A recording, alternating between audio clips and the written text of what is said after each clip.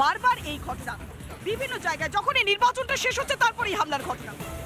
না দেখুন, আমি আপনাকে বলছি, আপনাদের ক্যামেরায় অন রেকর্ড আছে বলে যাচ্ছি, প্রথম 3 দফা নির্বাচন যাওয়ার পরে মুখ্যমন্ত্রী তার পার্টির ওপরে আস্থা রাখতে পারেনি। থানার আইসিদের দায়িত্ব দিয়েছে যেভাবেই হোক ওই থানা এলাকা থেকে তৃণমূলকে লিড দিতে হবে যেভাবেই হোক, যার জন্য যে পুলিশ আর তৃণমূলের গুন্ডারা একজোট হয়ে নেমে এই ধরনের সন্ত্রাস করছে। এবং আমি আপনাকে আরেকটা কথা এখানে বলে যাচ্ছি আপনাদের চ্যানেলে, সেটা হচ্ছে পুলিশের যে পোস্টাল ব্যালট ভোট হয় সেটা পুলিশের পদস্থ যারা আধিকারিক রয়েছেন কলকাতার তাদের বলে দেওয়া হয়েছে টোটালটাই ছাপ্পা করতে। ফলে ভেবে দেখুন তৃণমূলের পিঠ আজকে একদম দেওয়ালে লেগে গেছে, পায়ের তলায় মাটি নেই, মানুষের জনসমর্থন নেই, তাই হিংসা ওদের আজকে একমাত্র আসছে। তাহলে কি পুলিশ একেবারে মেরুদণ্ডহীন হয়ে যায়? দাদা তো বললো নাকি পেশায় আইনজীবীরা তবে তথ্য জেনে দেখে কথা বলে বা একটা কাগজ দেখাতে পারে। উনি একটা ভুলভাল ভোগাস কথা বলে গেল, আপনারা হয়তো এটাকেই দেখাবেন বেশি করে। কিন্তু এই যে ঘটনাগুলো ঘটছে, জগদ্দলে ঘটলো, ভাটপাড়ায় ঘটলো, আরামবাগে ঘটলো, কয়েকদিন আগেও বেলেঘাটায় ঘটেছিল, তাহলে এগুলো কি মিথ্যে? আমি সম্পূর্ণভাবে দায়িত্ব নিয়ে বলছি এটা একমাত্র বিজেপির গোষ্ঠীদ্বন্দ্ব। এবং আপনাকে একটা কথা বলি, একটু আগে লেডি হিটলার বলে একটা কথা বলো না, হিটলারের নীতি আপনি নিয়েছে হচ্ছে বিজেপি দলটা হিটলারের কাজ করছে। আরে দাদা জিনিসের দাম কেন বেড়ে গেল উত্তরটা দেবেন, মানুষকে দেবেন। আপনাকে এখন প্রশ্ন করি না, আপনি বেফালতু চিল্লাচ্ছেন আর কিচ্ছু না, আপনাকে প্রশ্ন করো না, আপনাকে বলুন না জিনিসের দাম কেন বেড়েছে, মানুষের অন্ন বস্ত্র বাসস্থানের উপর আপনারা কি করতে পেরেছেন? টপিক থেকে বাইরে চলে যাচ্ছে, আমরা টপিক থেকে বাইরে চলে যাচ্ছি। ভাটপাড়ায় যেভাবে অশান্তির ঘটনা ঘটছে, হিংসার ঘটনা ঘটছে, জগদ্দলে যে ধরনের ঘটনা ঘটছে, কেন শান্তিপূর্ণ নির্বাচনটা হবে না এই রাজ্যের বুকে? এটাই তো সবথেকে বড় প্রশ্ন। দেখুন, অবাধ, শান্তিপূর্ণ, সুষ্ঠুভাবে, নিরপেক্ষভাবে নির্বাচন করার জন্য যে একটা পরিবেশ পরিস্থিতি, সেইটা হয়তো মুখ্যমন্ত্রী এই রাজ্যে চাইছে না। আপনারা দেখেছেন যে 6ষ্ঠ দফা পর্যন্ত বিভিন্ন রাজ্যে ভারতবর্ষে নির্বাচন হয়েছে শান্তিপূর্ণ, কোনো জায়গায় কোনো, কিন্তু একমাত্র পশ্চিমবাংলা সব জায়গায় অশান্তি, ঘরছাড়া হয়েছে আমাদের কর্মীরা, সিপিএমের কর্মীরা, কংগ্রেসের কর্মীরা। এটা কেন হবে? মুখ্যমন্ত্রী যেখানে বলছেন বাংলার গর্ব, যেখানে বলছেন এগিয়ে বাংলা, তাহলে এখানে এইরকম ঘটনা তো অনভিপ্রেত, এটা চায় না বাংলার। আচ্ছা, আমরা যেখানে দাঁড়িয়ে আছি লেখা আছে আমাদের ভালোবাসার শহর, তাহলে সেই রাজ্যটা, যেটা শহরটাও ভালোবাসার, রাজ্যটাও ভালোবাসার, ভোট এলে এইভাবে রক্তাক্ত হচ্ছে কেন, হিংসা হচ্ছে কেন, ভালোবাসাটা কোথায় যাচ্ছে? আমরা তো ভালোভাবে ভালোবাসা দিয়েই মানুষকে রেখেছি। এনাদের নেতারা বলে যে আমরা ক্ষমতায় আসলে 3 মাসে, এইটাকে তুমি বলছো যে ভালোবাসা দিয়ে বলতে দিন দিদি, লক্ষ্মীর ভান্ডার নাকি বন্ধ করে দেবে ক্ষমতা আসলে 3 মাসের মধ্যে। এটা হচ্ছে দলের আসল চরিত্র। কারণ আমি বলে নিন। আর দ্বিতীয় কথা আমি বলি যে ওনাকে লিখিত বলে দিতে বলুন যে দাদা আপনাকে বলতে দেবো না, আপনি ঢুকবেন না। আমি ওনার বারবার বলছে যে লক্ষ্মীর ভান্ডার বন্ধ করে দেবে, কে বলেছে? দাদা বলুন, বলুন মানুষের জন্য কি করেছেন বলুন। আমরা প্রশ্ন করছি, বলুন মানুষের জন্য কি করেছেন, চিল্লাচ্ছেন কেন? আমরা যে মানুষের জন্য কি করেছি, আমি বিষয়টাতে আছি, কোভিডের ভ্যাকসিন দিয়েছি, দুর্নীতির কথা ছাড়লাম, কিন্তু আমরা যেটা বলছি যে শান্তিপূর্ণভাবে একটা ভোটদানের ক্ষমতা, শান্তিপূর্ণ, প্রথম থেকে ডিস্টার্ব করেছে, আমরা শান্তিপূর্ণ নির্বাচন। উনি বলছেন দেখুন থ্রেট দিচ্ছে। আচ্ছা বলুন, সেটা আমাকে বলছে দাঁড়িয়ে আছেন কেন? আমি বলছি পরিষ্কারভাবে শুনে নিন, আমি আবারও বলে দিচ্ছি এরা সম্পূর্ণভাবে একটা জালিয়াতি সরকার। এরা লিখিতভাবে বলে দিক না আমাদের কেন্দ্র বাহিনী ব্যর্থ, আমাদের কেন্দ্র বাহিনী ভোট করতে পারেনি, আমাদের নির্বাচন কমিশন ব্যর্থ, আমাদের নির্বাচন কমিশন ভোট করতে পারছে না। তোমরা বারবার তোমাদের গোষ্ঠীদ্বন্দ্বের জন্য, বিজেপি নিজের গোষ্ঠীদ্বন্দ্বের দোষ কেন তৃণমূলকে দেবে?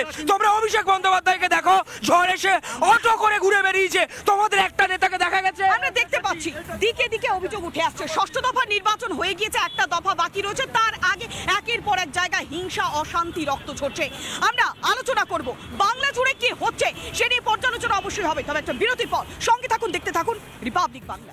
বারবার এই ঘটনা বিভিন্ন জায়গায়, যখন এই নির্বাচনটা শেষ হচ্ছে তারপরেই হামলার ঘটনা। না দেখুন, আমি আপনাকে বলছি, আপনাদের ক্যামেরায় অন রেকর্ড আছে বলে যাচ্ছি, প্রথম 3 দফা নির্বাচন যাওয়ার পরে মুখ্যমন্ত্রী তার পার্টির ওপরে আস্থা রাখতে পারেনি। থানার আইসিদের দায়িত্ব দিয়েছে যেভাবেই হোক ওই থানা এলাকা থেকে তৃণমূলকে লিড দিতে হবে যেভাবেই হোক, যার জন্য যে পুলিশ আর তৃণমূলের গুন্ডারা একজোট হয়ে নেমে এই ধরনের সন্ত্রাস করছে। এবং আমি আপনাকে আরেকটা কথা এখানে বলে যাচ্ছি আপনাদের চ্যানেলে, সেটা হচ্ছে পুলিশের যে পোস্টাল ব্যালট ভোট হয় সেটা পুলিশের পদস্থ যারা আধিকারিক রয়েছেন কলকাতার তাদের বলে দেওয়া হয়েছে টোটালটাই ছাপ্পা করতে। ফলে ভেবে দেখুন তৃণমূলের পিঠ আজকে একদম দেওয়ালে লেগে গেছে, পায়ের তলায় মাটি নেই, মানুষের জনসমর্থন নেই, তাই হিংসা ওদের আজকে একমাত্র আসছে। তাহলে কি পুলিশ একেবারে মেরুদণ্ডহীন হয়ে যায়? দাদা তো বললো নাকি পেশায় আইনজীবীরা তবে তথ্য জেনে দেখে কথা বলে বা একটা কাগজ দেখাতে পারে। উনি একটা ভুলভাল ভোগাস কথা বলে গেল, আপনারা হয়তো এটাকেই দেখাবেন বেশি করে, কিন্তু এই যে ঘটনাগুলো ঘটছে, জগদ্দলে ঘটলো, ভাটপাড়ায় ঘটলো, আরামবাগে ঘটলো, কয়েকদিন আগেও বেলেঘাটায় ঘটেছিল, তাহলে এগুলো কি মিথ্যে? আমি সম্পূর্ণভাবে দায়িত্ব নিয়ে বলছি এটা একমাত্র বিজেপির গোষ্ঠীদ্বন্দ্ব। এবং আপনাকে একটা কথা বলি, একটু আগে লেডি হিটলার বলে একটা কথা বলো না, হিটলারের নীতি আপনি নিয়েছে হচ্ছে বিজেপি দলটা হিটলারের কাজ করছে। আরে দাদা, জিনিসের দাম কেন বেড়ে গেল? উত্তরটা দেবেন, মানুষকে দেবেন। আপনাকে এখন প্রশ্ন করি না, আপনি বেফালতু চিল্লাচ্ছেন আর কিচ্ছু না। আপনাকে প্রশ্ন করো না, আপনাকে বলুন না জিনিসের দাম কেন বেড়েছে, মানুষের অন্ন বস্ত্র বাসস্থানের উপর আপনারা কি করতে পেরেছেন? টপিক থেকে বাইরে চলে যাচ্ছে, আমরা টপিক থেকে বাইরে চলে যাচ্ছি। ভাটপাড়ায় যেভাবে অশান্তির ঘটনা ঘটছে, হিংসার ঘটনা ঘটছে, জগদ্দলে যে ধরনের ঘটনা ঘটছে, কেন শান্তিপূর্ণ নির্বাচনটা হবে না এই রাজ্যের বুকে? এটাই তো সবথেকে বড় প্রশ্ন। দেখুন, অবাধ, শান্তিপূর্ণ, সুষ্ঠুভাবে নিরপেক্ষভাবে নির্বাচন করার জন্য যে একটা পরিস্থিতি, সেইটা হয়তো মুখ্যমন্ত্রী এই রাজ্যে চাইছে না। আপনারা দেখেছেন যে 6ষ্ঠ দফা পর্যন্ত বিভিন্ন রাজ্যে ভারতবর্ষে নির্বাচন হয়েছে শান্তিপূর্ণ, কোনো জায়গায় কোনো, কিন্তু একমাত্র পশ্চিমবাংলা সব জায়গায় অশান্তি, ঘরছাড়া হয়েছে আমাদের কর্মীরা, সিপিএমের কর্মীরা, কংগ্রেসের কর্মীরা। এটা কেন হবে? মুখ্যমন্ত্রী যেখানে বলছেন বাংলার গর্ব, যেখানে বলছেন এগিয়ে বাংলা, তাহলে এখানে এইরকম ঘটনা তো অনভিপ্রেত, এটা চায় না বাংলার। আচ্ছা, আমরা যেখানে দাঁড়িয়ে আছি লেখা আছে আমাদের ভালোবাসার শহর, তাহলে সেই রাজ্যটা, যেটা শহরটাও ভালোবাসার, রাজ্যটাও ভালোবাসার, ভোট এলে এইভাবে রক্তাক্ত হচ্ছে কেন, হিংসা হচ্ছে কেন, ভালোবাসাটা কোথায় যাবে? আমরা তো ভালোভাবে ভালোবাসা দিয়েই মানুষকে রেখেছি। এনাদের নেতারা বলে যে আমরা ক্ষমতায় আসলে 3 মাসে এইটাকে তুমি বলছো যে ভালোবাসা দিয়ে থাকা? বলতে দিন দিদি, লক্ষ্মীর ভান্ডার নাকি বন্ধ করে দেবে ক্ষমতা আসলে 3 মাসের মধ্যে। এটা হচ্ছে দলের আসল চরিত্র। কারণ আমি বলে নিন। আর দ্বিতীয় কথা আমি বলি যে ওনাকে লিখিত বলে দিতে বলুন যে দাদা আপনাকে বলতে দেবো না, আপনি ঢুকবেন না। আমি ওনার বারবার বলছে যে লক্ষ্মীর ভান্ডার বন্ধ করে দেবে, কে বলেছে? দাদা বলুন, না না, বলুন মানুষের জন্য কি করেছেন বলুন। আমরা প্রশ্ন করছি, বলুন মানুষের জন্য কি করেছেন, চিল্লাচ্ছেন কেন? আমরা যে মানুষের জন্য কি করেছি আমি বিষয়টাতে আছি, কোভিডের ভ্যাকসিন দিয়েছি, দুর্নীতির কথা ছাড়লাম, কিন্তু আমরা যেটা বলছি যে শান্তিপূর্ণ শান্তিপূর্ণভাবে একটা ভোটদানের ক্ষমতা, শান্তিপূর্ণ প্রথম থেকে ডিস্টার্ব করেছে। আমরা শান্তিপূর্ণ নির্বাচন। উনি বলছেন দেখুন থ্রেট দিচ্ছে। আচ্ছা বলুন, সেটা আমাকে দেওয়া হয়েছে, দাঁড়িয়ে আছেন কেন? আমি বলছি পরিষ্কারভাবে শুনে নিন, আমি আবারও বলে দিচ্ছি এরা সম্পূর্ণভাবে একটা জালিয়াতি সরকার।